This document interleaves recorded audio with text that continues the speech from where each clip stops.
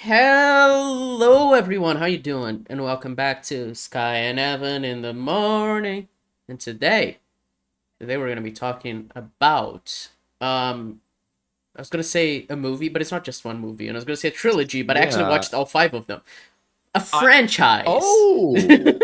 Oh. Yeah, I was about to this is the first time that I think we've recommended 3 movies. By the way, I I guess did not Saw? watch Last Crusade. Yeah, well, that was the thing where you watched all of them, and I Yeah, was just yeah. like, I'm sorry, I've For watched you, it's 2 of just them. like three because you watched the first two already, so yeah. Yeah, I just was like, I'm good at the trilogy. You do the homework and the above and like extra credit assignments. Yeah, But yeah, so you watched Dial of Destiny as I well. did. Huh. Yeah, we'll get into it. Interesting. But Yeah. yeah, this the first three films they marked my childhood. It was that and Jurassic Park Yeah. of like just like my Oh yeah. entire childhood.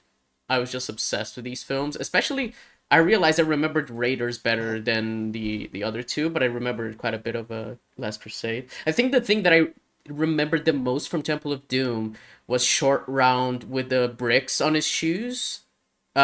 Like yeah, like just hitting the driving the gas of the car. car. Yeah. Yeah, because I was like, It's oh my god, I remember that.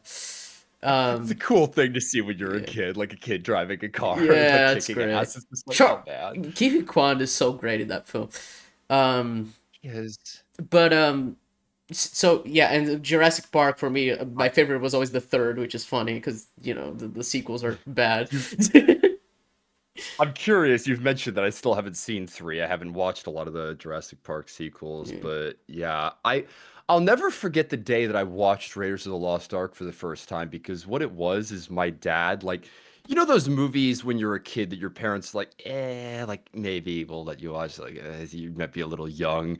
This was Raiders of the Lost Ark was one of them, and it was kind of a thing of like mom's like on a trip or something, and it's like, Mm. hey, like let's watch Raiders of the Lost Ark. I'm like, and it's PG, but there's still a man who gets shot in the fucking face like I mean, on just that screen. I'm whole like, that would, fucking um Ark of the Covenant scene at the end is insane. I know a lot of yeah, people who well, were like very traumatized by what yeah, happens to well, the Nazis.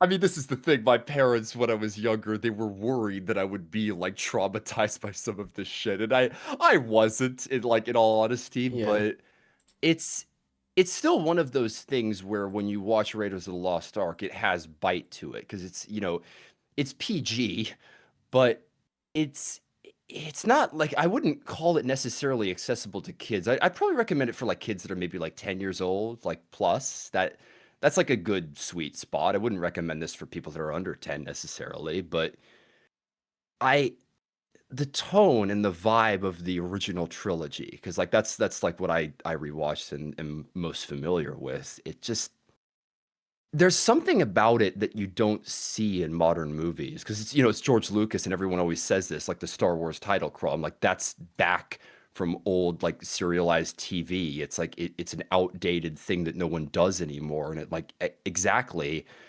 But it works so well in these movies because they just go for it and they lean into the cliches and they lean into the fun, laid back adventure vibe, which Yeah, I mean, that was something that I kept thinking about because you've said it many times on the podcast of like they just don't make adventure movies anymore. And I tried to no. search for them. I was like, I went on the Well, adventure genre on Letterbox, and I mean, a lot of the movies that show up as adventure aren't actually adventure. But I kept scrolling and scrolling until I found something that I like was like recent. That was like, yeah, this is actually an adventure movie. Like other than like Pirates of the Caribbean, the one I thought of yeah. was Dungeons and Dragons, the 2023 film. I think that's like I haven't the only recent example of it. I haven't seen that. I remember just watching the trailers. I'm like, this is gonna be dog shit. This is gonna be Marvel Nah, it was fun schlop, and as like, hell. who gives a Well, shit? it's the Everyone said directors it. of Game Everyone's like, Night, and you didn't like Game Night, so I don't expect you to like Dungeons and Dragons. well, the thing I've heard about Dungeons and Dragons is they understood the assignment. It's Yeah, one of those things like they clearly played the game, they know how this works, they know the fun of it, and that is what is captured. Even if you're yeah, like the movie itself, it's not amazing. I'm like, it's still a great Dungeons and Dragons film. And yeah. That's how I yeah, feel. one that I always love is Laura Croft, though especially the first Tomb Raider film. That is actually pretty good. That was early 2000s, and a theory that a lot of people have is that 9/11 was kind of the debt because the thing is, what did we get instead of adventure movies? We got action movies. We got Yeah. espionage movies. It's not as much like searching for buried treasure nowadays. Like no one really does that anymore. The two most recent in my mind that are pure adventures are ironically it's Spielberg as well. So it's like, he understood the assignment, but The Adventures of Tintin. That Mm. is an animated adventure film. And another that also understands the assignment is the Uncharted games, but especially 4. Uncharted 4, I'm like that is a modern adventure. There's smartphones in an Uncharted 4, but it's the vibe. When you're watching an adventure movie versus an action movie. They're completely different. Yeah. And I love adventure I movies. was And trying Indiana to Jones is one of them. verbalize a way of like distinguishing the two, and it's kind of like it's sometimes like an action movie is a movie that has like a plot, and an adventure movie is a movie that has like a MacGuffin, Settings? and you're just Yeah, like a like, MacGuffin yeah, and it is like locations. yeah, I was gonna say locations because it's like the movie just jumps around. Like you find a clue in this part of the world, and then you travel to another part of the world to find another clue, and it doesn't get tedious as in the Indiana Jones movies of like, oh, we found this part to find this part. It's like, oh, we found this place that has a secret map that leads to another map. Like that kind of thing. Where it's Yeah, just it like doesn't. in other films, it would feel like it's just like wasting time, but every set piece is so fun, and the characters are so charming that you're kind of just like along for the ride, which is brilliant. Exactly.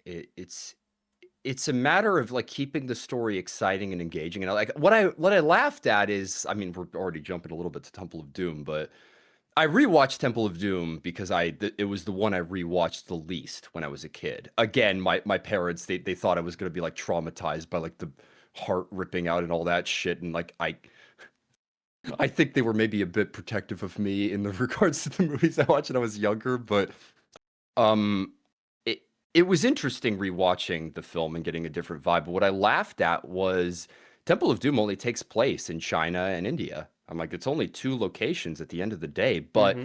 the sets themselves they make unique and they make it so that it feels like you're in a world and you're moving from place to place and they make the stunts particularly memorable. So I mean, I just that whole fucking it's cart sequence, the mine cart sequence is yeah. insane. Just like one of my favorite action scenes I've ever seen. It's so fucking awesome. Incredible. It's a little hard to qualify because another one. This is one I'd love to recommend at some point, but The Man from Uncle. And there's I like that also, movie, Guy do you know that? Ritchie. Yeah, Yeah, I'd still call that like it's like a spy yeah, movie. it's a But spy film. Yeah. do you remember that Fountain of Youth Apple TV movie that came out that Ritchie directed as well? No, I I did not know about that. No one does. There's it looked like an adventure movie though. It came out last year and it was an adventure. They're trying to find the Fountain of Youth. And I remember being like, all right, but most people seem to it's just one of those things when adventure movies come out nowadays, they're not often well received or they're just not that good. And I like I said, like as I love Tintin, I love Uncharted 4, but adventure is a dying genre, Well, it's which interesting maybe because, talk and about it's Dial of what I Destiny. think of like all five films do, is explore that Indiana Jones, does the tomb raiding, which is what I call it because like it's not archaeology. He does tomb raiding because No, they I, even I make a always joke out love of that. that He's an because in Last Crusade they say, oh, most archaeologists spend way more time in the library, but he hates it. He hates like being a professor. It's very funny. well that's a line from Henry. Like, you call this archaeology? It's Yeah. like this is not people wanted to be an archaeologist so they'd be an adventurer when they were a kid, I'm sure, but I'm like, this shit is not Well, the it's way exactly this how I felt works. because when I was a kid, I wanted to be a paleontologist because of Jurassic Park. I was like, yeah, no, Yeah. that's not what paleontologists do. They don't find a bunch Uh, of dinosaurs in a park. But well, I it's mean, it's what's good about these types of films. Giving like the wonder to kids of like, whoa, this is I can be this. I'm sure like the number of paleontologists and archaeologists rose with yes. those two I, franchises. I don't think you're like just spitting bull. I literally think that's true. Yeah. And that'd be interesting to actually get numbers on that, but Yeah, but one it's way what's or part of another. interest. What's interesting about these adventure movies and the just Indiana Jones as a character is that like he just wants to go, do these quests for the thrill and not necessarily because he Yeah. like wants to stop some evil. He's like, oh, it belongs Well, in a museum. It's like the whole thing. Like it's a line he repeats so many times. Like this belongs in a museum. He wants to do the adventure, the actual like treasure itself. He does not like care as much for. He's just like, yeah, this like a means no. to have an adventure, you know? Well, that's another thing about adventure movies oftentimes is that the characters don't get Indy never gets the treasure in these Hmm. movies. And that's part of the point is Yeah, that it's not about the treasure. It's not about putting something in a museum. It's about the getting there part. yeah. I mean, this is what people always say. That's a classic writing idea inside of Raiders of the Lost Ark. I'm like, well, the Nazis would have killed themselves and like, Indy wasn't necessary for the plot. I think that's bullshit, by the way. Like a lot of people like say that. Like I don't think that's 100%, I but mean, it is one of those things. I'm like, he finds the correct place for the to use yeah, the look for but stuff they or would have whatever. found. But eventually, they were like tearing up the desert. They would have found that it's like I said. I don't subscribe to that idea, but it is true that on paper, Indy doesn't do that much, and Yeah. the arc wins the plot and kills all the bad guys in the end. Hmm. So it's that's the conclusion of the story. And Marion, because he's saying like he calls them fools, and but it's like, drink. That's the point of the movie Yeah. is, Oh, and it's Marion parts and of him. what's interesting with Marion, and I kind of like that they bring her back in. Both movies. Let's get into it. No, yeah, they bring her back in four because by actually like canonizing that she was like important to Indy because the way it works in the second and third film it kind of feels like oh she was just another girl, but I think the first film Yeah. implies that there was something way more interesting between the two, Well, which by the way, to address the elephant in the room, I'm aware that she was like 15 apparently based on the novelization, which is creepy as fuck. And I don't like that they made that. was They a could have just made her 18. I don't know why they made her wait, 15 when they got in together oh, do you mean in first. the past or Yeah, oh, because in huh. Razor she says, "Oh, it was just a kid and everything," and it's I like was a you could, child, I was in love. yeah, they could have just made her 18, but they made her 15 apparently in the novelization, and it's just like why? But There's a couple of stories that have that just have like them really young for some reason. It's like yeah, that. Yeah, you could have. just make her That 18, is man. a little weird, but fine. Okay.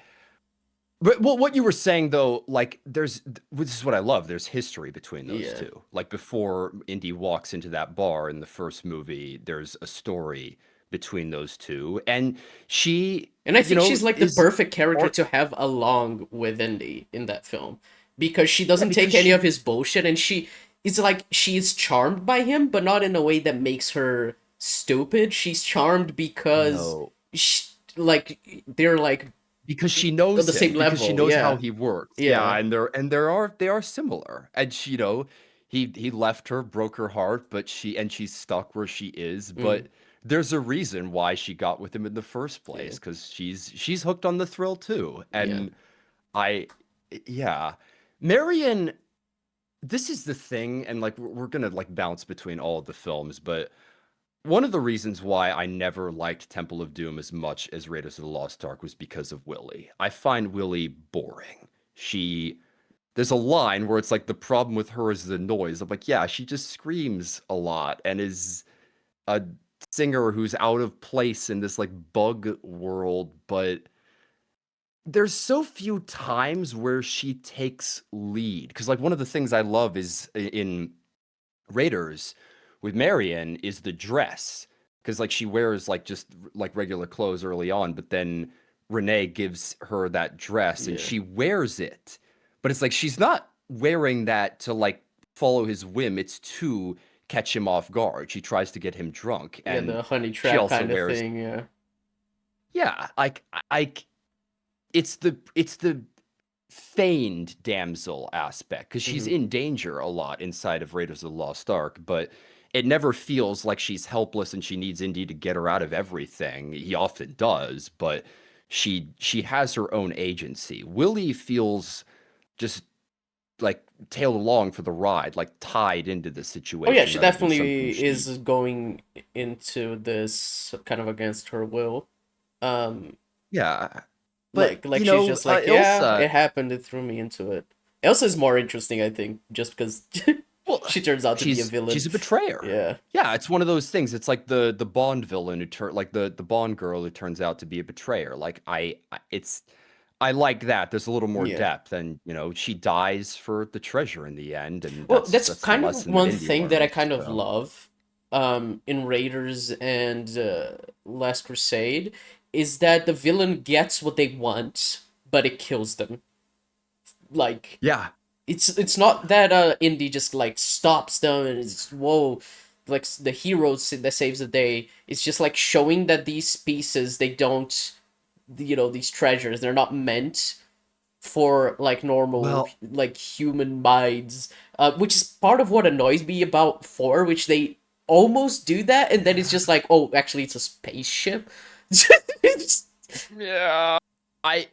So just to get it out of the way, Raiders of the Lost Ark, like we talked about Incredibles, but I'm like Raiders of the it's a Lost Ark is perfect one of film. my all-time favorite films, and I really think it's perfect. I like every single scene in the film. The Hmm. music is one of my favorite OSTs of all time. I love everything about Raiders of the Lost Ark. That is like a 10 out of fucking 10 in my book. But one of the things that I love about the film is how they depict the arc and what it represents, what it means. Because, like, very early on, when they're talking about it with the top men who visit the university, they like lay it all out. And then there's this, like, what does this arc look like? And then they show the picture of it. And there's the motif of the arc that's like, and that gets repeated throughout.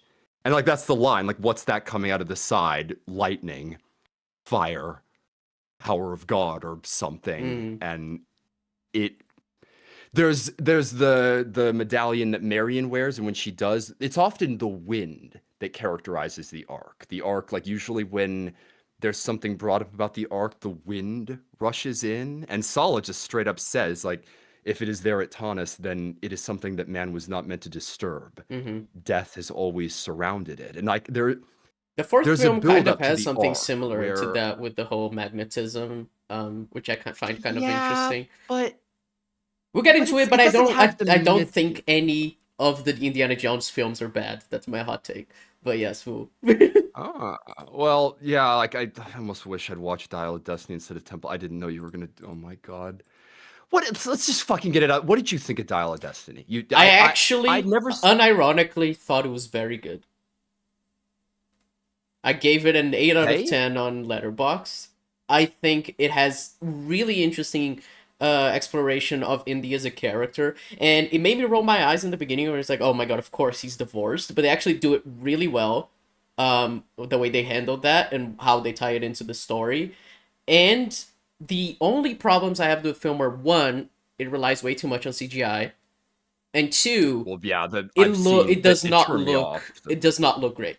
Not even besides the CGI. A lot of the scenes just look fake, like really fake for a movie with this budget. It's insane because like there are a lot of scenes in the original trilogy that also look fake, like they're on blue screens, the side of the Yeah, mountain and everything. But it's like most of the stuff they do it really well, integrating it 80s. really well, and it's like it has that 80s charm to it. So yeah, and the de-aging, I Yeah, did what not like like the CG. de-aging on fucking Harrison Ford, any It of the scenes. I'm glad it that's only turned like me two off when scenes. it turned me off when I realized it because everyone's like, yeah, the opening is great and like it's really elaborate. That feels like classic Indiana Jones. But I'm like, they It, had to de-age Indy and use someone else. And I'm like, you can. I've seen it's the face. it's Just so look at it. Like cringe because it's for the one, talking it looks track. like a PS4 character design, which isn't like bad, but it is bad when it's contrasted with real human actors like around him because you're Well, like it just jumps I out. And beyond that, the bigger issue is that he has his old man voice. Harrison Ford sounds old. Like that's not, Yeah, well, it just happens. He's an old man now. So his old voice coming out of a young body just pulls me completely out of it. yeah. Well, we talked about that with Gemini Man. That was another great example of like young Will Smith like trying they're trying to act like they Mhm. have young Will Smith, but when you listen to him talk, I'm like he's clearly old Will Smith. He's trying, but you can tell, Yeah. you could tell. It just so here's one of the things that I like Jeremy Jahns, like he called Dial of Destiny his most disappointing film of like 2023, and I don't know much I've mentioned Jeremy Jahns. He's like one of the film critics that I respect on YouTube, still. But my God, one of the things he pointed out, which is just a crying shame, they had one, it's just like The Force Awakens. They had one chance to get all three of the actors in the same room in the same scene, um, for Star Wars, for like a sequel trilogy with Han, Luke, and Leia.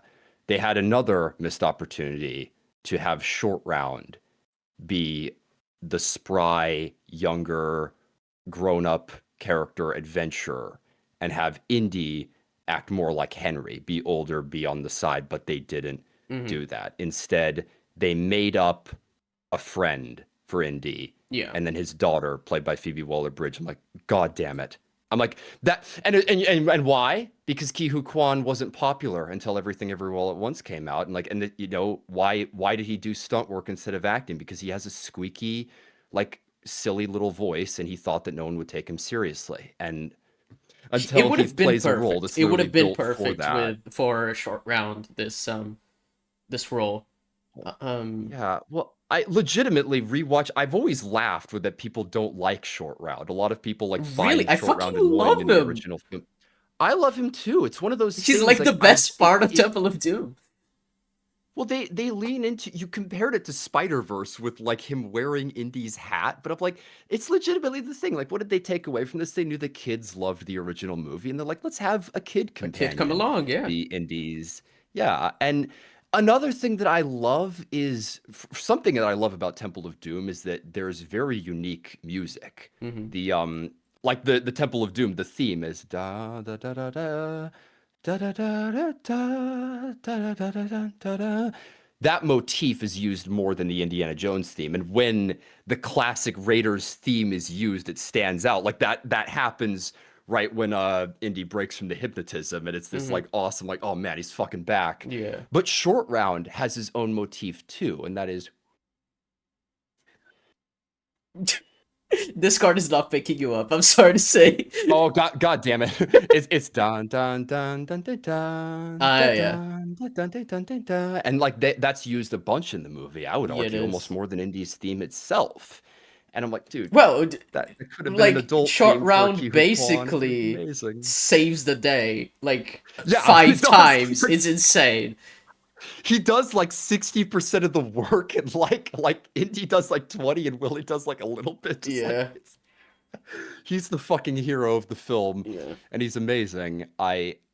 It's a hilarious thing where I know Ke Huy Quan from Goonies and this and that he was known as the goofy little kid in that goofy little movie and then he grew up and like I said he has a silly voice.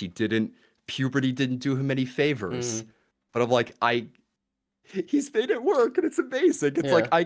it's I so just cool that he wish made a that comeback. Dial of Destiny was made like a couple years later, just so they would be like, Yeah. okay, let's bring Well, Ki Hee Kwan. But not that's just it's one of those things too where it's James Mangold and I was so cynical about the movie because we'd already done a legacy sequel with an older Indy where they mhm. literally made a joke. I'm like, "What are you 80?" And I'm like, "Now he is 80." Yeah, I Literally. was thinking that And it's the whole when like, I watched Crystal Skull. It's like, what are you 80? I'm like, oh my god, the next film he is well, 80. and for Christ's sake, it's that like Deadpool and Wolverine line, like till you're 90. I'm like, they'll just Mm. keep bringing it. Like, for all I know, we'll get a Ke Huy Quan sequel. But I'm like, do we fucking want that now? I'm like, it's enough with Indiana Jones, Well, it's man. just the whole Stop thing of it. like, Like, well, Indiana Jones is interesting because it's a brand entirely tied to one actor. I wonder what'll Yeah, happen once Harrison Ford dies, because they tried to do like the passing of the torch to Shia LaBeouf, but Yeah, well, it's Shia LaBeouf, I and they didn't want to continue. And now that it's with Disney, Disney is gonna milk the franchise to death, but they're not gonna do it with Phoebe Waller-Bridge, especially after the film bombed. So I'm no. just curious. I'm just very curious what if they have Well, any plans. I could see it. I could see a literal short round show because they made that American Born Chinese show that was just clearly everything everywhere all at once the show, and then it got fucking canceled, of course. And then it's just like Disney literally does that. They're like, yeah, we'll make our own everything everywhere all at once. People will love it. Yeah, it's Oh it's my interesting, God. especially with So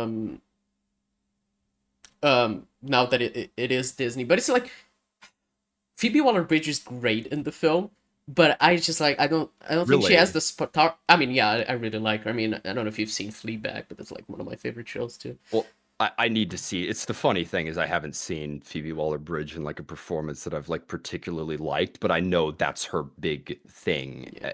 But my thing though is that like from what I understand, she's like a largely comedic actress, and it's just like her in Solo and her in like Indiana Jones. I'm like Oh yeah, she is in I Solo. think someone. I mean, legitimately, I actually think Shia LaBeouf's character is pretty good in Kingdom of the Crystal Skull. Yeah, he Again, I didn't is. rewatch it before this, but I always laugh that it was like Shia LaBeouf and Indiana Jones. I'm like, dude, they actually do it pretty well. They Like he's do. like a greaser, like motorcycle guy. Like I just prefer it when he wasn't Indy's son. Like I found that a lot more interesting. This I as actually soon as liked. soon as it becomes the son and the like didn't know that she was the mother thing. I'm like, I just found it annoying. I Like, don't know. I like hell. that. I think it ties together with the rest of the story, kind of rest of the other films quite well. Because the whole idea of Yeah, like Indy always being like for the thrill, and because of that he's always like running away from like responsibility, kind of like Bond in a way, like you compared it to Bond, but it was just like always looking for the next adventure and not really stopping any moment. It's something that Doctor Who did recently with the David Tennant yeah. returning, of like exploring Lao, like a character that's always running, like what happens when he has to stop running, when the kind of like it reaches a point where he can't just like bottle all his feelings up and he needs to process everything he's been through. And it makes sense the way they did it in Crystal Skull, of being like, hey, your dad died, Marcus died, and even the guy says, the dean, like we've gotten to a point where life stops giving and it just starts taking away. It's taking away, Yeah, yeah. which is a great line. Good it is. But it's an irony about Dial of Destiny. Like I said, I almost haven't watched that movie just because of just what it is. But I'm like, we've already done this before. Because I know that like it Oh yeah, takes it place like is. after the first Apollo moon landings, and Yeah, that's right part after. of Yeah, his character. But I've heard that that is like, relatively diminished. It's not that like I really need to watch Dial it's of on the Destiny background. myself at some Yeah, point. I like, Dial of but Destiny is the thing of like it is basically just Crystal Skull again. Um, but I think a little better. I think all of the Indiana Jones. better, Yeah, really. I think all the Huh. Indiana Jones movies are good.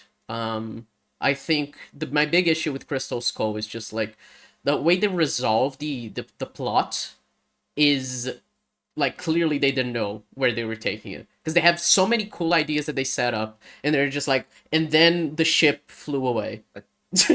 It's just like, Yeah, okay. then like they find a giant temple and a tribe that just kind of lets them in, and then Well, everything like yeah. all the traps lead to here, and then the ship takes off, and then it's Yeah, not to done. I'm mention the like, way they characterize that tribe is fucking racist as hell, but yeah. yeah, and they Which is just all something, get because like fucking killed I've in the had end people, too. I've heard people like talking about with like Temple of Doom being like, oh my god, this film is so like racist towards Indians and everything, but like no, the characters who are like the racist caricatures, they're under mind control. There's like one dictator type person who's like controlling them all, so that's Yeah, like that's why they are so caricaturish. And I think it works well in that. Um, which is not the same as just them actually yeah. Well, being racist caricatures, but the other films, I, but then in it four it's reminds like pretty me. racist.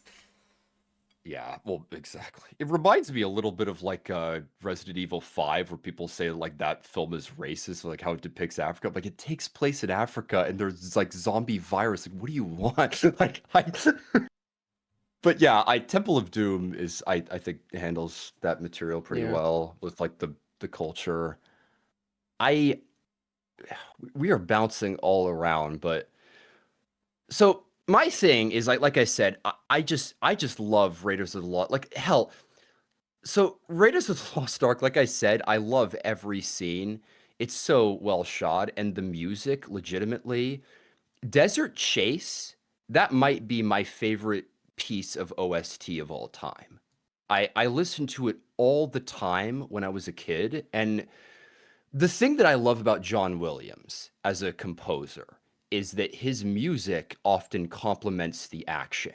You get musical beats that match what is going on in the story. Like he has a very particular military motif with like how he depicts the Mm. empire, how he depicts the Nazis instead of Indiana Jones. There's often these instruments like dun dun dun dun dun or like it, and then it'll switch up on the more heroic motifs and you get back and forth with the desert chase scene, and then when he gets shot, that's when all of a sudden the music goes dun dun dun dun dun dun dun dun, dun. And like it's a lot more just like, oh shit, bat like this isn't good, and then it builds back to the classic Indiana Jones motif. And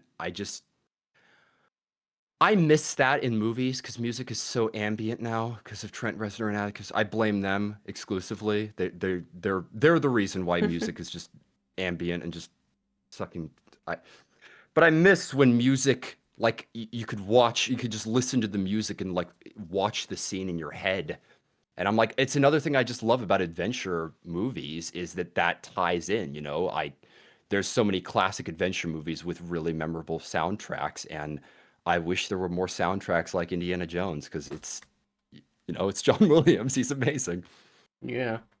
I mean, apparently he did. It's crazy. Apparently he did Dial of Destiny. I thought He the did. music was a little weaker compared to the other ones. I mean, that's par for the I course. People say that about the Star Wars sequels too. He's pretty Well, old now. It's yeah. kind of expected. And not to mention, like, let's be honest, like, what is he making? He's making just Disney's just product films. Like, Hmm. and it's like, come on, yeah, he is. And he knows he is. Like, there's a great video. Have you heard of the channel Sideways? Don't think so. Oh my God. Incredible channel that breaks down music in movies. Knows a lot about music and like does intelligent like breakdowns like how the music ties in. He explained Ray's theme, and literally like the way that Ray's theme works musically, it it's as though he knew that they didn't it's as though John Williams knew they didn't know what they were going to do with the character. He didn't know if they were going to make her a Skywalker or a Palpatine, and he basically made a one size fits all theme. It's seriously, I'd recommend watching that, Mm. but I Actually, really like yeah, Ray's theme. I do too, but it's memorable. It's one of those things, but like musically, it does kind of tie in. I mean, how much music is super memorable in the sequel trilogy? I'm like, not that much, you know. Like, there's a couple of themes. The Kylo has a pretty Yeah, I was gonna distinct say the theme. ba ba ba ba. Bum, bum, I think yeah. that's pretty good. Yeah. Yeah, but like other than that, like Yeah, what yeah. sequences do you remember the music? Yeah, Because like I no, remember the music in the yeah, when you compare it to the original trilogy, yeah. That reminded me. Funny you mentioned the original trilogy, but that reminded me. I mentioned it to you. Where like, cause like, what people say the Return of the Jedi is like not good or like the worst of the original trilogy. It is not. It's the worst of the original trilogy. I think most people would yeah. agree. But it's just so funny because one of the things people always cite is the like, oh my god, he. There's a moment where Luke shoots Boba Fett, but he doesn't actually connect, and it's just like the most like, who cares? Like I never understood why people cared about that as like an actual point of criticism. Well, Lucas was the one who made it a thing. That's the whole thing. His change was just like to Mm-hmm. make it so that that wasn't a thing, and it's I don't know. Yeah, but it's that whole thing. I'm like, movies from that era are just all like that. Like, if you watch the Indiana Jones original trilogy too, those films are full of stuff like that, full of just like characters like fighting and then like their punch doesn't connect. But it's like it's whatever. It's you're you're invested in the story. I think it's just like Well, such a thing of like if you're already invested in it, then you're like not bound to care. It's the whole thing of like suspension of disbelief. Like you're not gonna care if you yeah. Well, if you're already like there's invested in the story.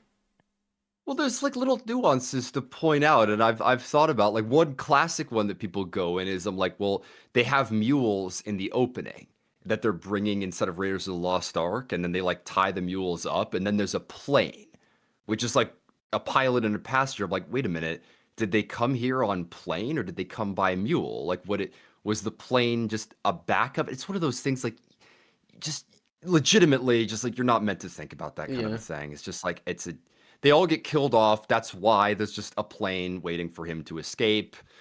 And it's yeah,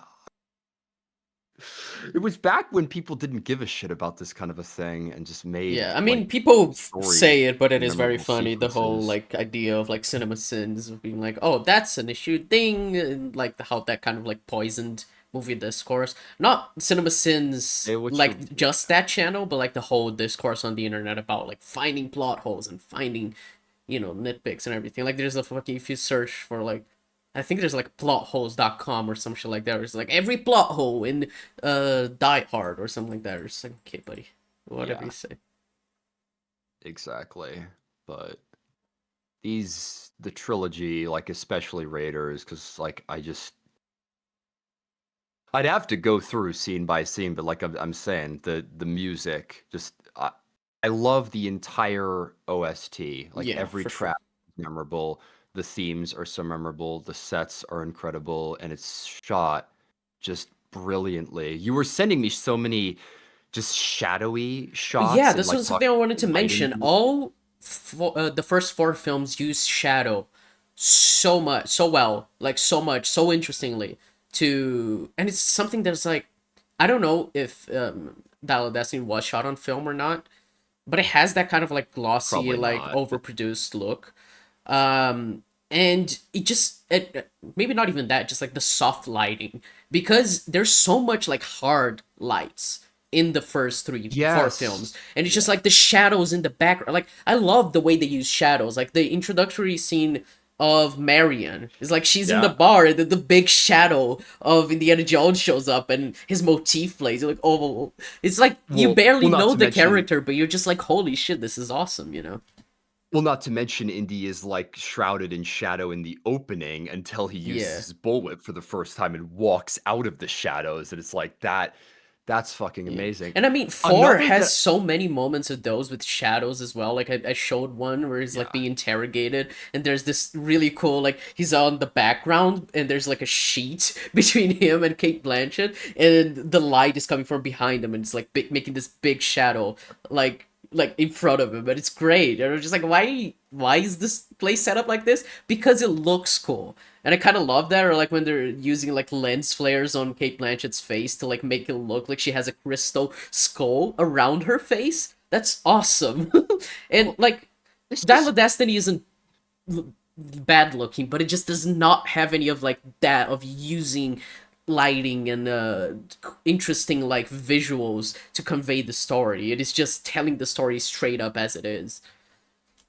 something that I laugh at, like, I watched a video that was about something else, it was literally talking about restaurant designs, but the word they used was character. Hmm. Of just like the character that designs had. It's the same with like how films were shot. There was such character to the decisions with the Oh yeah. lighting. One microcosm that I laughed at when you compare it side to side, I'll avoid spoilers, but it's Breaking Bad and Better Call Saul.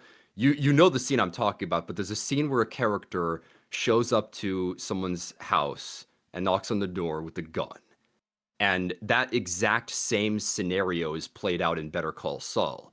But when you watch the original scene from Breaking Bad, there's this giant ass blue light on the street covering everything. I'm like, what is that? I'm like, that's the moonlight. I'm like, fuck off. Like, no, it's not. It's like it's just a giant blue light, but it stands out and it makes the character that they're depicting look more memorable, and Yeah. it makes for just an amazing walking down the street. When you watch it in Better Call Saul, they diminished the lighting. And I get why it looks a little bit more grounded. It looks more, white and reserved, but there's something to be said about unrealistic lighting and what Yeah. it can do for a scene. People are afraid to go super bold, have really vivid colors, and Yeah, I mean we've everything is made like this high comparison dynamic before range of the and whole idea realistic. of like where's the light coming from? The same place as the Yeah. music. It's just one of my favorite Yes. quotes from a filmmaker. Just like, yeah, dude, who fucking cares? Do something that because it looks cool.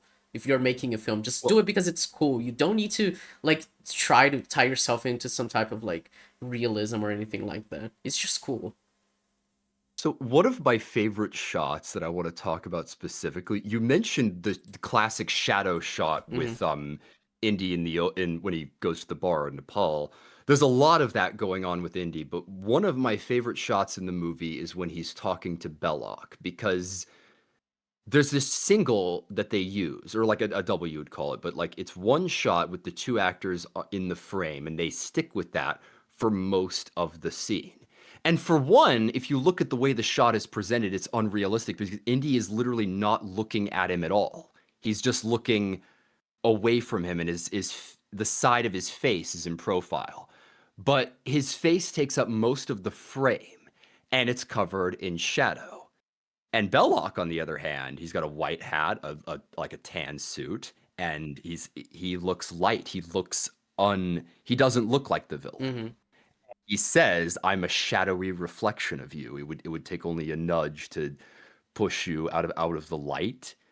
And it's just I love that the shot complements that. That Yeah. Indy he doesn't present himself as the good guy. He's the guy who will shoot people in the streets to save Marion, and it's just amazing. It's just such a memorable shot, such a memorable scene, and it adds something to the dialogue. It's so much better than if they'd just gone shot reverse. Like, could you imagine how boring it would have been if you were cutting between the two of them? It wouldn't have been as half as memorable Yeah. as if you had that one Yeah, and I know specific shot exactly what shot frame. you mean as well because I remember I was like, oh, that's a Yeah, cool shot.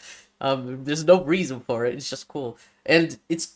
I mean, there is reason. What I mean is just like it's like I said. Like the movie does not need to go as hard as it does with its cinematography, but it does, and it's all the better for it. It's because the whole idea of like filmmaking is that it's a visual medium. You use the visuals to aid the story on the page, the story that's being presented with, the audio with it.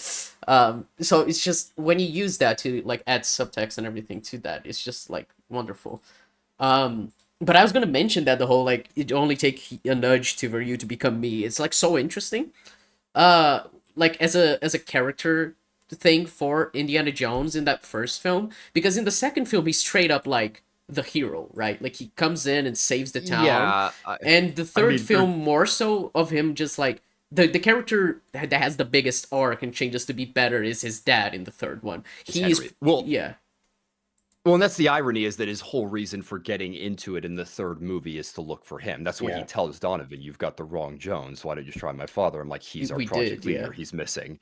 And it's like that's what he tells the guy who tries to kill him in Venice is I'm like, "I didn't come here like searching for the cup of Christ. I came here for my father." And his is the arc. And realistically, like that last moment where he's like, "I can almost reach it, Dad," and he says like, "Indiana, let it go." I'm like, Yeah. he's the one who gets the arc, who actually learns something. And yeah, oh my God, Last Crusade. Like we talked a little bit about the other Yeah. two.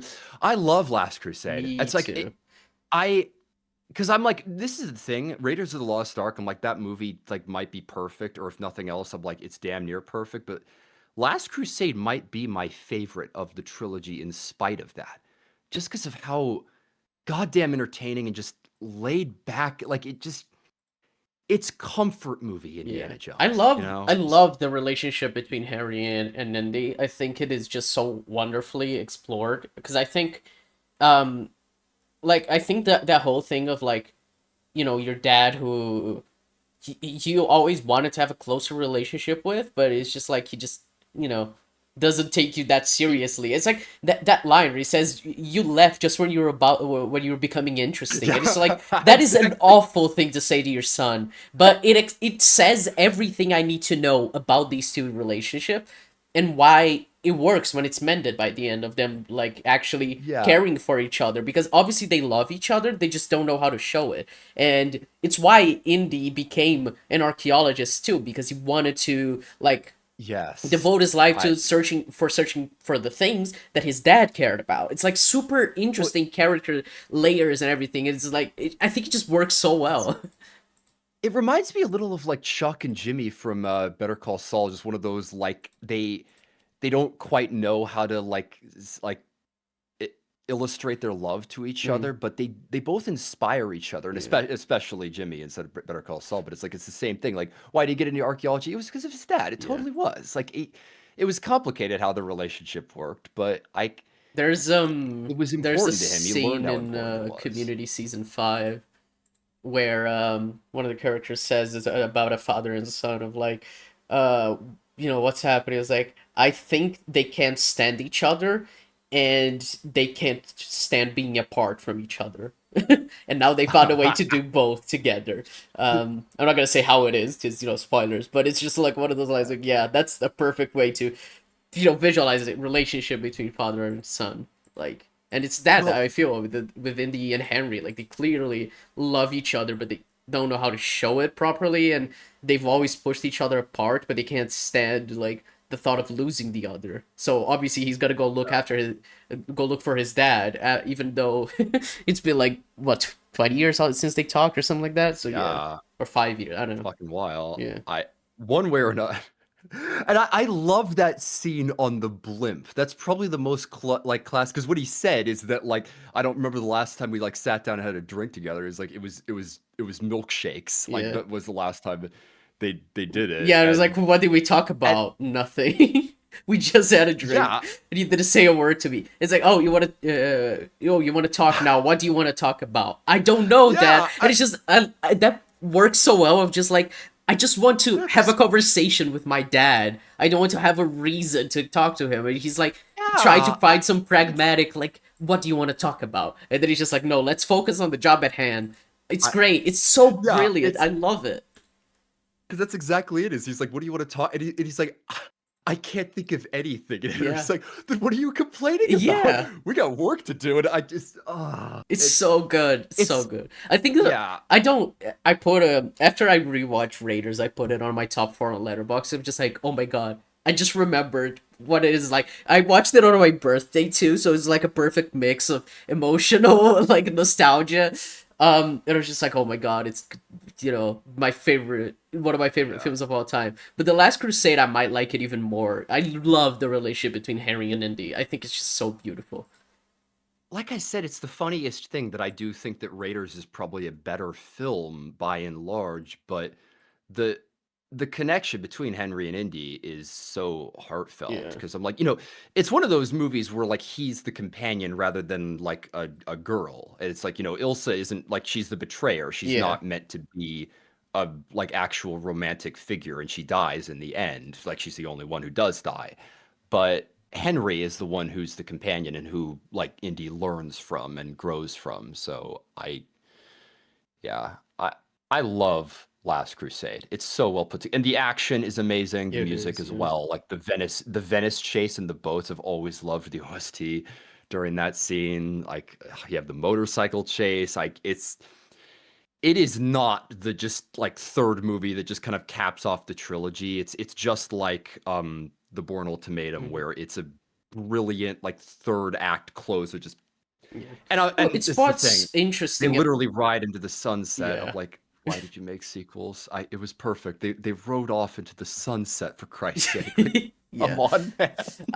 It's interesting when you like think about it, because like I think every film is just like all 5 films kind of feel like yeah, this is a standalone adventure, just another one in the life of Indiana Jones, and then somehow it ties in together with this character where it feels like there's something more. It's kind of like what we were saying with like Incredibles 2 feels just like just another day in their life when it shouldn't. It Yeah. should be like a continuation. But if you are gonna do that, you need the characters to have evolved, even if the story is still like similar beats. And that's what Indiana Jones does. Like each film is in in a way just kind of like standalone adventure, and you don't need to watch the other films. But if you do, you get like a sense of Indy's character and like his complete journey and how he's changed over time, and that's something that I really Well, appreciate. something actually interesting to think about. An old friend of mine brought this up. He mentioned that it is a little weird that Indy, his faith doesn't really have a through line. He seems like just agnostic, like, I don't believe in magic, I don't believe in gods, but I'm like, bro, the things like back in Temple of Doom, it seems like his arc actually is like realizing that there is like more to the world than what he can see and observe, like that magic. Like he like has that spell at the end or like and like gets the stones to like burn out of the bag, but I does is that brought to the forefront in Dial of Destiny? Because Dial of Destiny like fucking has time travel, doesn't it? Like, Yeah, but it's kind of. like it's way more minor than you'd expect from like a Disney like legacy sequel, because you would expect it to be like, oh my god, we're going to travel to the past in Indy's life, and Yeah. it just does not do that at all. That is just not a thing. Well, that's good, but I still, it's one of those things of like, But because they do this have is a another line thing in that's five where Indy says like you know like, oh, I don't believe, but I've seen things. And he says like it's not about that's a faith. It's not about having faith. It's how strong your faith is, or something like that. The line, something like that. So it's like has okay. definitely you know, believes more than he did when he was younger. Um, It's a little something. I should watch Dial of Destiny because I'm curious, but I yeah. just no one. That's the thing is like everyone like people were comparing it to Rise of Skywalker, and people were just saying like the big thing that I heard was of like, yeah, Kingdom of Crystal Skull is better. Yeah, no, I Like, don't agree with does that that. make it a good? But you think Dial is better than Kingdom? Really? Yeah, yeah. Huh. I have no. It's one of the. That's the one that I have not seen. I don't think Kingdom with Crystal Skull is that bad. So, my opinion, just like on macro, I think that the first and third movies are great. Just like great beginning to end. I think the first and third act stand out in Temple of Doom more than the second act. I think there's a long stretch where we're just stuck at the palace and watching rituals, and then until Indy breaks his spell. The second act is a little slower compared to what the rest of the movie is going for. Four, I think it jumps the shark in the third act. Most people do. That was the popular consensus back in the day. It's Hmm. just like, yeah, aliens and Indiana Jones. I'm like, Well, it's the whole thing. I don't maybe not. mind aliens at all. I think the way they went about it is frustrating, because when they get to like the tempo and they get the skull back, you're like, she's gonna like look into its eye now that it's like fully formed as an entity back again, and it's gonna like destroy her mind. She's gonna like go insane and die. But it's like, no, she's just like killed in the hurricane of the ship going up. You know, it's like it feels like Yeah, it's not tying together with the other films and what they were doing. It feels like sloppy, just like, yep, this is a well, sci-fi they need to. adventure film. But it's like you could have done something with her character. Like Kate Blanchett feels so unrealized as a character because she's just like, well, yeah, guess I'll die now, instead of just like her greed or something like that, like leading to it. It's just like, yeah, I'm here and now I'm gonna die. Or fucking Mac, which is just like a whole thing of like, Yeah, well, yeah, I'm gonna that's steal a why bunch of gold. Oh no, I'm dead. he Oh literally rip. dies for his treasure. I'm like, the money was. Fuck off, man. He is such a boring He character, which is. sucks because it's Ray Winston. I'm like, god damn it. They also But almost did something interesting by saying like he was a double agent working for the CIA. It's like, nope, I'm not. I'm just. yeah, I this is the dude. I always laugh at this when people like knocking. You literally mentioned cinema sins, but that was something in the Kingdom of the Crystal Skull cinema sins. There's a bunch of times where he says, and he makes a casual reference to an adventure that easily would have made a better film than this one. I'm like, that there's so many where it's just mentioned about Mac. It's like, yeah, he's got a history of like they just have to have lines that. It was fine with Abner in the original movie because Abner died, and Marion was the character that mattered more, but laying out a backstory or being like, yeah, we went on these adventures. It doesn't go that far to making an interesting character. You Yeah, just he's not very interesting. because No. yeah. But yeah, that's the way. Like because I've rewatched Temple of Doom the least, Mhm. even though like I literally just watched it now. I wanted to give it a fresh shot, and I love Short Round. I love the music. I love a lot of that movie, but it's definitely my least favorite of the main trilogy. And Yeah. I I mean, if I were to just like sit down and rewatch one of the trilogy, I'd probably put The Last Crusade. But I Yeah. think as time goes on, I'm just gonna rewatch the original trilogy a lot. Which is not to say like, and it's the whole thing as well. Like, it's not as long as it seems because I opened Dial of Destiny. It was like 2 hours and 40 minutes, but there's like 17 minutes of credits, so it's like 2 hours and 20. Um, but Another still, thing it's that just like dissuaded me, man, they're why? usually Why about. is 140 minutes? It does not need to be that long. It just doesn't. Well, yeah, most of the movies are about 2 hours, but I'm like, that Well, they're ain't the pretty world we much live two in hours now. bang Everyone's gone still, every film. It's perfect. yeah, 3 hours for an Indiana Jones. I'm like, is it really going to be that worth it? Or is the action going to stand out particularly? I'm like, you got an 80-year-old man that clearly doesn't want to make these movies and is just doing it for the money. And again, how is Harrison Ford in Dial of Destiny? Because I just It's like really good. you could He has a you few can tell he emotional doesn't want to be scenes. there in There's a the. few emotional scenes that are like, yeah, you're doing a really good job. It's one of those things where it's James Mangold, and I've said that I have to believe there's something there, and I should probably watch it at some point, but I'm so cynical about it because I'm just like, we, we know what this is. We know they just Yeah. made this just to sedate Well, it's fans and the just whole thing of like Crystal Skull.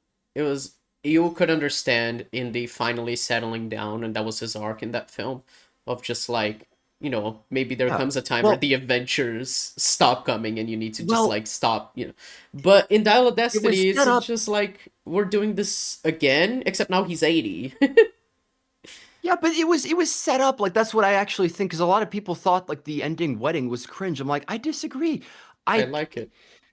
If it's supposed to be the end of the story, I'm like, I think that actually is a pretty cool position to end on. He's settled down with Mary, and I'm like, and Yeah. why not? He's the one where there was more history there, and that like last bait of like him, of like Shia almost putting on the The hat hat and and then he he takes takes it it from him, away. like So fucking puts it funny. back on. I'm like, that's amazing, and it's that was set up in the original movie because like what's the cliche of like every time that Indy is at the university, it's that like all the women are Yeah. swooning over him and he's oblivious to it because he's just so invested in the archaeology and the teaching, and Marion asks him that of like when are you going to settle down, like have like 8 or 9 kids like Sala, and Sala is happy as all hell, and it's just one of Sala those is things actually that in the I in yeah, Last Dallas. Cruise.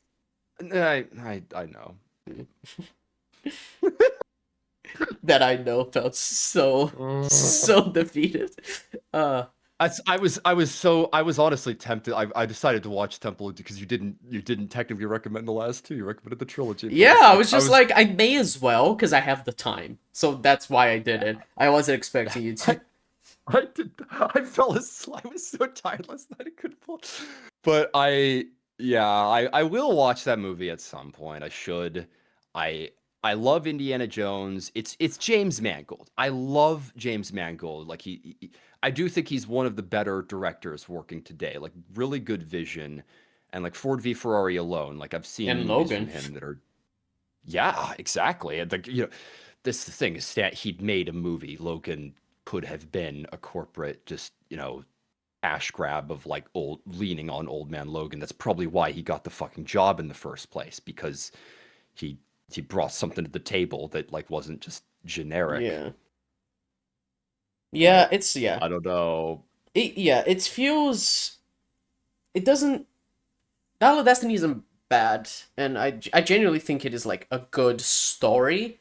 I think a lot of the time it feels like the filmmaking was clearly like rushed, but I think the writing is pretty solid. I think I like a lot of what they're doing with the characters, and I think it makes sense as a way to explore in these characters that way. I think it works pretty well. Um, of him just like someone from his life that like shows like the who's like basically the bad side of him, and he needs to teach her like how to do the tomb raiding properly, because I like calling what he does tomb raiding because it's not archaeology. It's tomb raiding. um and like teaching her how to do it for the right reasons, because that's all, because and she even says like, oh, you only ever did it for the thrill, which is true, but you're still doing the right thing while doing it for the thrill. And she's doing it for the wrong reasons, which is just money. So there is something interesting there that I think is explored quite well, and she learns something from him, and he learns something from her as well, to like because But I don't know if you know then the third, thing with her with his son, that how they she's handled that in the Tale Destiny. the well, isn't the deal that I think Mutt like fucking dies. He like goes to Yeah, for what? I'm like he died in war. Yeah, bullshit. I'm like he's a greaser and he becomes a soldier and like it's the whole thing of like every time that happens in a story, I'm like that's fucking boring. I'm like, what are we gonna do with Mutt? I'm like, people, no one really gives a shit. well, And it's not Shia even lost his that. It's mind. Like, just let's like just no fucking one kill would him. cast Shia LaBeouf. Yeah, but I actually like that. There is a pretty interesting scene where it's just like, oh, how did he die? Like, that isn't the question, but like he died. Basically, he says like, oh, he went to war. Oh, to make you proud? No, to piss me off. Which I like that line. I think it works with those two in Yeah. their relationship, and I think it makes sense with But how I their relationship would develop over time. And but the again though, that's why they made up a friend that's like a yeah, like he's brothers with Zola. Like he was so fucking Zola. close. I'm like and like a daughter. It's like Phoebe Waller-Bridge. Like that's the person that's the companion. I'm like, why couldn't it have been Marcus's daughter? Just like straight up, just like it, I don't know. Like I look Is I like Marcus's the actor I've dead? seen he did. Well, that's the thing. He died. I actually looked. He's got a fucking tragic. He died of like AIDS related illness, and Right, apparently his family did not do so well after that happened. It's kind of dark. right. Yeah, but he passed away before. That was before Sean Connery passed away. Like they could have brought Henry back, but they chose to just have his character canonically die, which you should. His arc is done and dusted in Last Crusade. Like the moment when he holds the cup, I'm like, and when he says let it go, that's it. Yeah. You don't need any more Henry, but you could have done something with Mutt, and you could have just used Marcus as that. Like you could have just said that he had a daughter, and like all that time, that would, and it would be cool too. It'd be one of Well, those it's the strange thing things where because like Marcus had passed away, and they wanted to have scenes with the character, and they can't really have that with an actor that was dead. well, by scenes you mean the opening. Is Zola in any of the rest of the movie, or is it just the He's in a opening and then couple he of fucking scenes. Yeah, dies? he's in a couple of scenes. I should have watched Dial of Destiny before this. I Yeah, we only have your view to go off of, but you think it's how would you rank them? Because I'm like I would go probably Raiders, followed by Last Crusade, then Temple, then Kingdom. That's like the I could Yeah. hear out an argument that maybe Kingdom is better. I'd have to see it again and really think about it. They're a little hard to compare, but that's probably how I'd rank them. No, But yeah, that is how I'd you'd rank them. But I put Dial of Destiny above Crystal Skull. Yeah. Why so? What's better about it? I'm curious what could like stand out because I do think Kingdom is actually pretty good. Me too. I Like I said, I think feel like the third act jumps the shark. the villain in Dial of Destiny is better than I mean, Crystal Skull. it's Mads. I was Yeah. always like, dude, yeah, you want like someone to play just like a Nazi man. I'm Like like, yeah, let's literally just fucking like go. straight up like wants to bring back the Reich. Well, He's like I, really good in the role. that, correct me if I'm wrong, but that is his plan with the time travel. He wants to go back in time and like make Hitler win World War Uh II, right? I'm like, Something like that. I'm not makes gonna say makes exactly what well, his plan is, but I yeah, his it's plan is to get the it's more Nazis to like keep he going. yeah, By it's more like he becomes the Fuhrer, and yeah. but I'm sorry, I just find that goofy, but I'm like, It is it's goofy, not but like these films are all goofy. Like that's the type of no, goofy I expect from these films. but like magic versus time travel goofy, I don't know. I won't know till I Yeah, see I mean, it, yeah, but I I'm get it, sure. because like a lot of people think like that, it's like aliens. Oh, it's jumping the shark. I don't think it's like jumping the shark, because these films are full of that, of magic, of sci-fi, and I never really minded that. Because it's just like, yeah, we're gonna do some tomb raiding and we're gonna find some magic shit. Like that's awesome to me. I don't Well, my mind that it is that.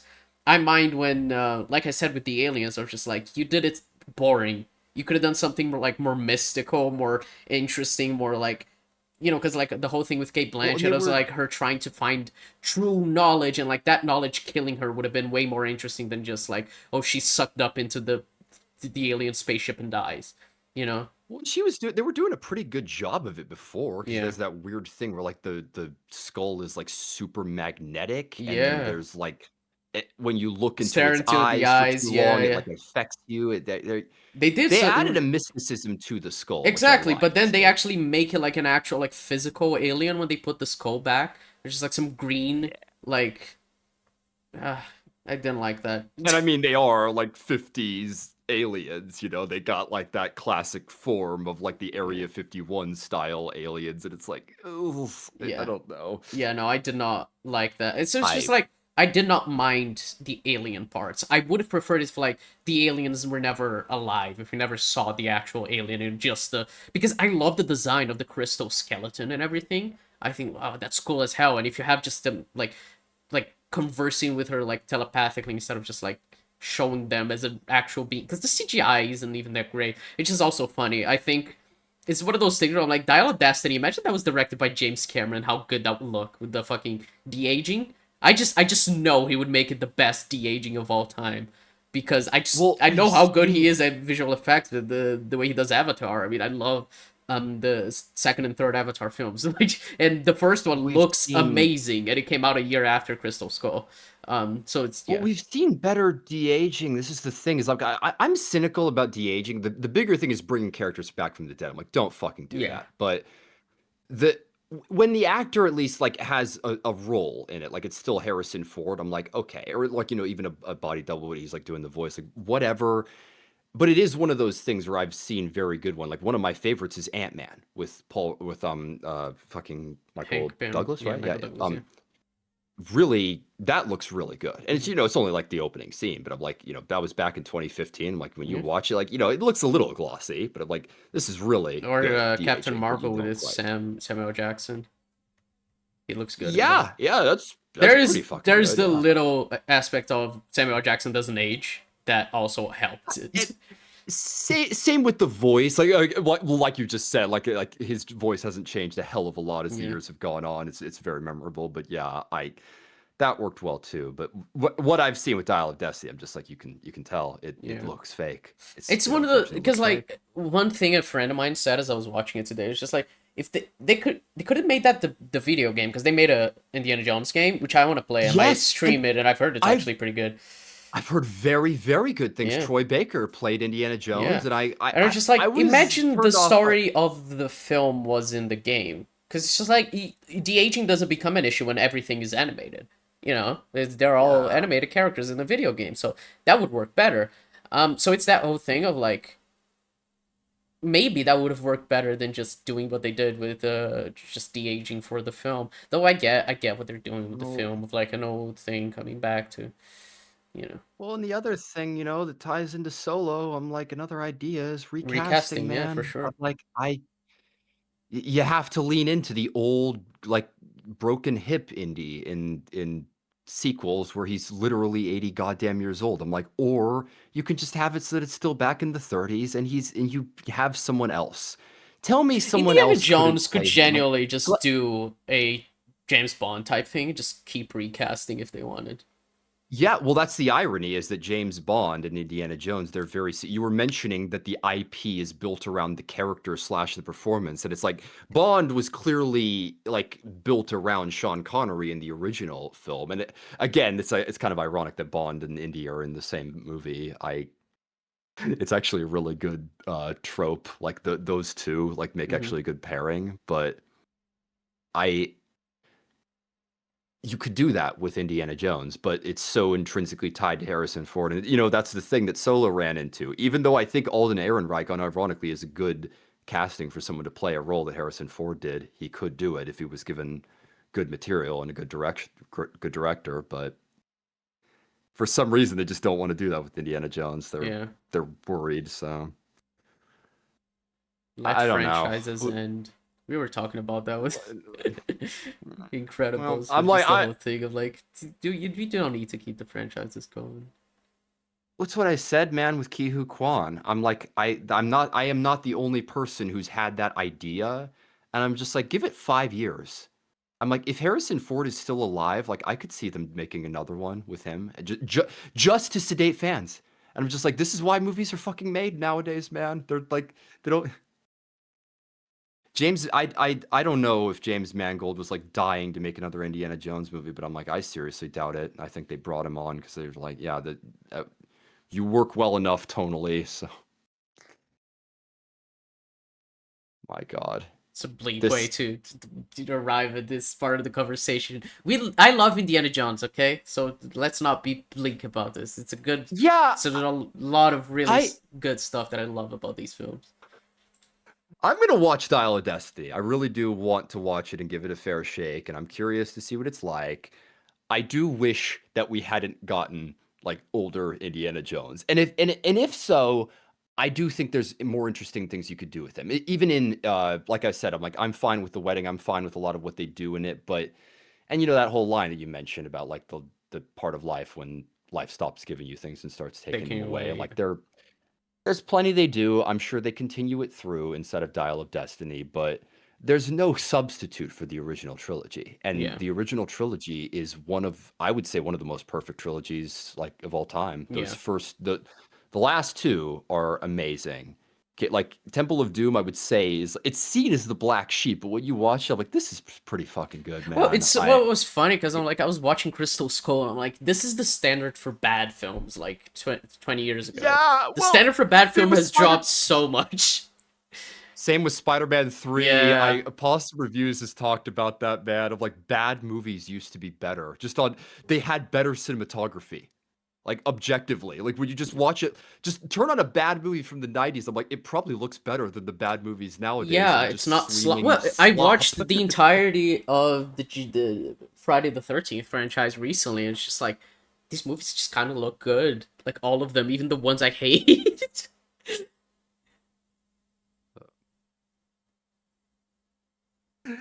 Indiana Jones, good. I Yeah, would quite you I would recommend the original trilogy?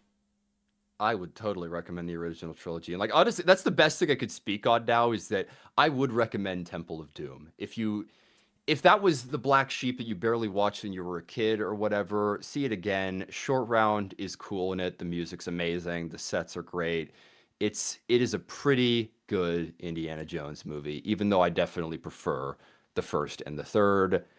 It's a trilogy that I grew up with and I love, and it's just good old-fashioned adventure film, which is it's a dying genre, and I regret it because I wish that we had More more movies like adventures, this yeah. with, yeah, adventurous vibe rather than spies and action and like the fucking CIA being involved in everything.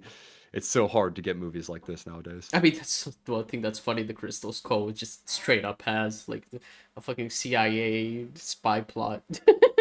um, yeah.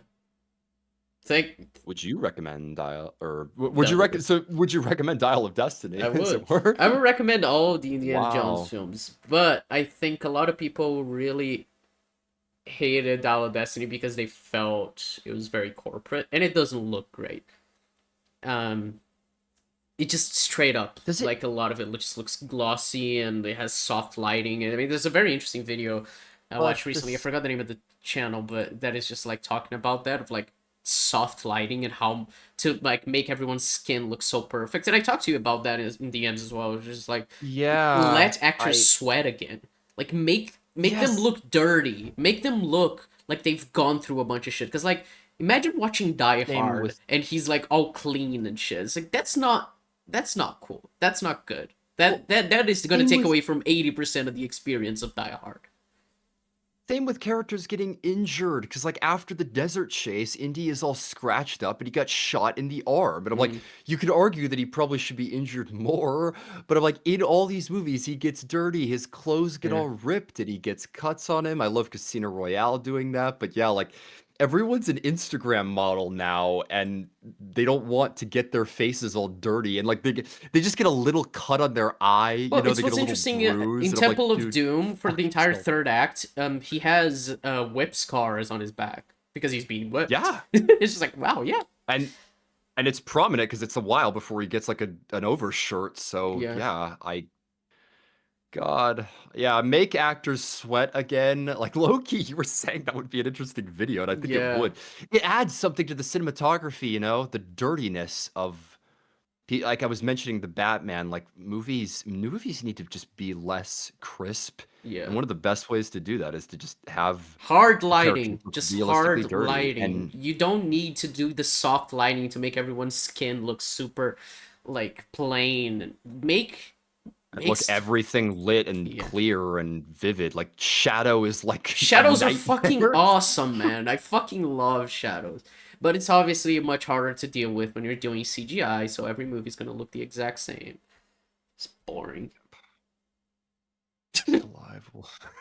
But yeah, other than that, I like Dial of Destiny. I think, like I said, I think the story is much better than the film. Yeah, Presentation, maybe not the yeah. filmmaking, just the cinematography in general and the VFX. Which again, I never am gonna like blame the VFX artists. I know it's just because it's Disney and they rushed and underpaid their employees. So yeah, um, but it has some pretty decent stuff that I do genuinely enjoy.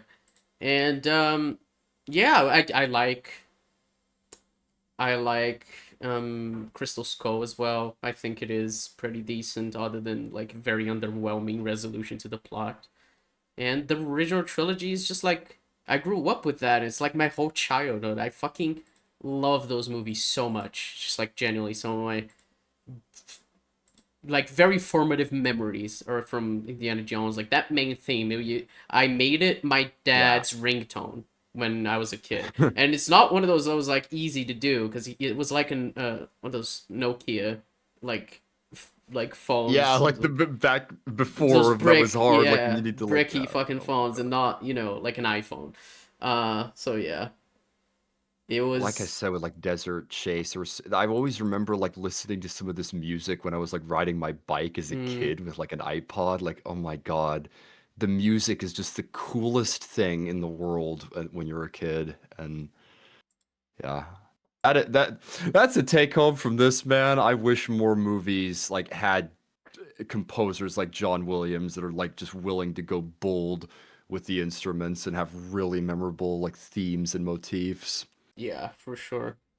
So yeah, it's just the thing. I really, really enjoy these films. I love all of them. I'm probably not gonna rewatch some as much as the others, but I do think they're all interesting in their own ways. And I mean, it's Spielberg for a lot of it, George Lucas, David Kopp. I don't know how to say his name, David but Cap, I believe. Yeah. Cap, yeah. So I don't know.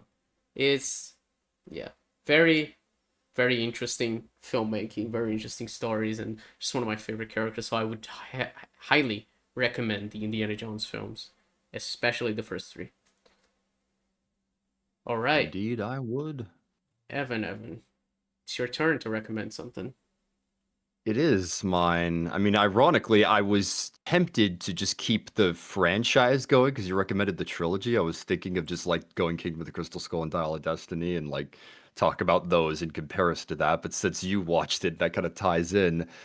I got a different one. We started a series and then we abandoned the series, even though we both watched the film we were building up to. Now that the sequel to aforementioned film is in theaters, and I'm curious to go back to a movie we didn't talk about, and that is 28 Years Later. You and I both watched that, and now The Bone Temple is in theaters. Is that in theaters where you It are, is, by it is, chance? yeah. Excellent. I would love to talk about both 28 Years Later and The Bone Temple, because people seem to like The Bone Temple right now, Yeah, and people seem to like it even I more than 28 years, which is pretty crazy. Yeah, because a lot of my problems with years come down to how the cliffhanger works and how like Yeah, we'll get structurally it into it, feels. but we really the ending is Yeah. something we agreed is just like not it. I but that's the thing is that they clearly it's the nice thing about this sequel. It's like it's taken just like 1 year, like a little less than a year after the original movie, and like we're already getting a sequel. Like it kind of does feel like part one, part two, versus waiting 3 fucking years for the Yeah. sequel, and then you're like, yeah, maybe it'll all get solved then. So Bone Temple is probably going to give us more answers, give us a little bit more, and I am very curious to see what it's like because it's a different director and different Yeah, composer. it's Nia DaCosta. Yeah. The only thing I've seen from her is the Marvels, but she has a very fun style in that. I don't know if I'm gonna get crucified for saying the Marvels is not like bad, but Well, yeah. we've talked about it that like it's actually like well, I think people seem to like it. Like people say in terms of just entertainment, like Yeah, Marvel it's very, entertainment, very fun film, yeah. All right, Bone Temple, Bone 28 years Temple in later. 28. Yeah. Yeah, I guess I'll rewatch 28 years and head out to theaters. I was gonna watch it anyway this week in theaters, so it's a good excuse for it. Yeah. All right. Well, Sure. folks, that's it for today then. Shit, I always forget. This time I didn't. Comment, like, subscribe, Patreon or channel members to get early access to videos and the podcast and some extra stuff as well. They started doing on Patreon. Um, so subscribe to Evan's channel, which is also in the description. Is that it? Is that everything? That should be. I'm getting there with my video. Like I put this on Twitter, but I'm planning for a February release if possible. I'm almost done. I'm like doing like a final check sweep. Then there's sound effects I need to add, and then I just need to like give it a good rewatch, and then maybe like polish some stuff down. I'm getting there, but and then I'm not sure what I'm gonna do. I might take a break from making videos for a little bit because just these the videos that I'm making are so complex. There's so many moving parts. It's actually insane. Like I'm essentially making a feature film. It's over 2 hours. But yeah, video coming up soon, and absolutely subscribe to both our channels. We have been keeping this going for a while. Yeah. All right. Well, that's it, folks. We'll catch you next week for the Bone Temple. But yeah.